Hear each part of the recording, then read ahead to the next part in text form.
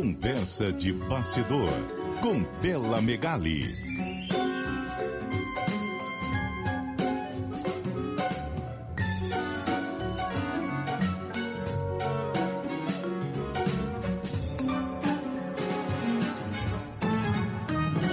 Oi, Bela, boa noite, tudo bem?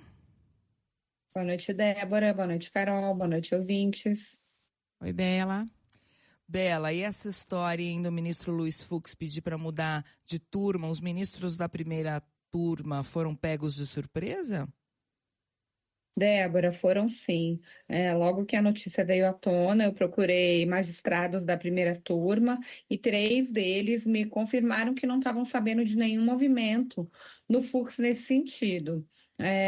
O que eu consegui apurar é que o ministro Luiz Fux chegou a avisar o presidente da corte, Edson Fachin, sobre a sua intenção de mudar da primeira para a segunda turma e afirmou que iria oficializar esse pedido em um ofício que foi encaminhado hoje, mas entre os integrantes da primeira turma houve ali um sentimento de consternação e surpresa, até porque isso acontece em meio ao julgamento do segundo núcleo da trama golpista.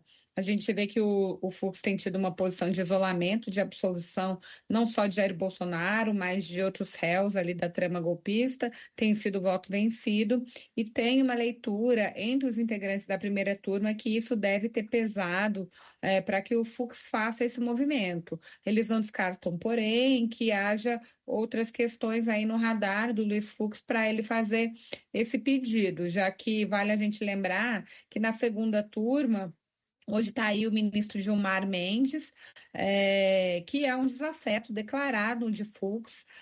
Na semana passada, a Folha de São Paulo, inclusive, publicou uma discussão bem acalorada que Gilmar e Fux tiveram ali nos bastidores do Supremo Tribunal Federal, justamente pelo voto do Fux em relação à questão da trama golpista.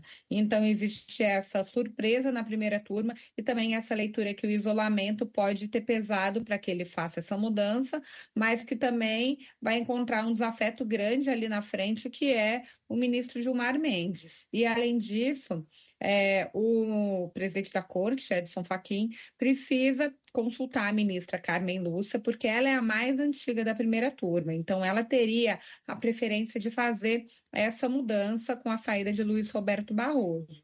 Se a Carmen não quiser fazer a mudança, aí sim, Fux, como o mais antigo, tem a preferência de fazer essa migração de turma, Débora. Entre os magistrados, a avaliação é que a Carmen deve querer permanecer na primeira turma, porque em 2021 ela já fez esse movimento de ir da segunda para a primeira, então não existiria um motivo para agora retornar. Então essa é a leitura do momento. Ô Bela, mudando de assunto, você agora além de colunista, comentarista, também é podcaster, né, minha amiga? Conta pra gente aí de Caso Zero, o podcast já tá, em qual episódio? São 5 no total, né? São 5 no total, podcast produzido pelo Jornal Globo, eu e o jornalista André Borges. Foi lançado o 3º episódio na segunda-feira, e a gente fala sobre um grupo de médicos acusados e condenados de integrarem uma máfia de transplantes de órgãos, e essa máfia teria atuado em Poços de Caldas, que é a cidade onde eu nasci e passei boa parte da minha adolescência. Então, foi por isso que eu conheci esse caso, Carol. Em 2000, um menino de 10 anos, ele caiu de uma altura de 10 metros e foi socorrido em um hospital da cidade. Uma conta de cobranças indevidas acabou se transformando numa denúncia de tráfico de órgãos e de assassinato contra os médicos que atenderam esse menino e fizeram os transplantes dos seus órgãos. E a gente vê que mais de 20 anos depois desse caso, médicos envolvidos aí acabaram sendo presos. Inclusive tem médicos em prisão domiciliar e atrás das grades, e a gente faz uma investigação profunda desse caso, mostrando contradições e inconsistências que apareceram ao longo dessas investigações e também relatando todos os desdobramentos desse que foi um caso que mudou o rumo da história dos transplantes no Brasil. Teve CPI, teve mudança ali na cúpula de apoios da eleição do PSDB, eleição para a presidência, né? Em 2002, que o PSDB teve como candidato o ex-governador de São Paulo, José Serra, que foi ministro da Saúde. Então, é um caso bem interessante, com uma série de desdobramentos e com um tema muito atual e importante, que é transplante de órgãos, Carol. Com toda certeza, Bela. Caso Zero já está no 3º episódio, você consegue acompanhar nos tocadores de podcast e tem mais 2, são 5 no total, né? Eu já ouvi o primeiro, tô acompanhando, ouvi o primeiro, é um caso que mobilizou muito, né, a opinião pública, isso tem 25 anos e é muito interessante a gente revisitar essa história com os detalhes que vocês trazem. Parabéns pelo trabalho, viu, Bela?